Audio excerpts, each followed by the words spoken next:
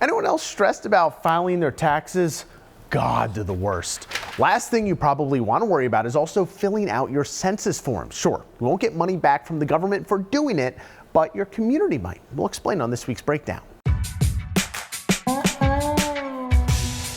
To many, the census might mean little to nothing, just a bunch of numbers that basically say how many people are in the country, right? Technically, yes, but that's just scratching the surface.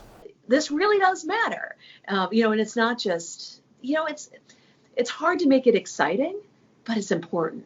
Gerrymandering has been something we've covered a bunch here on NBC6. Accurate redistricting comes down to an accurate census. So does the number of congressional seats given to each state. Of the 435 in the entire country, Florida has 27. And because of its growth this last decade in population, it's projected to get 2 more. With 2 more, each representative can be more responsive to their constituents because, each, constituent unit will be a little bit smaller. Then there's the whole issue of federal money. In 2015, the government dished out $675 billion to states and local communities. This helped fund highway projects, schools, disaster relief, and programs that help lower income communities. The amounts given to each state and municipality are determined by the census.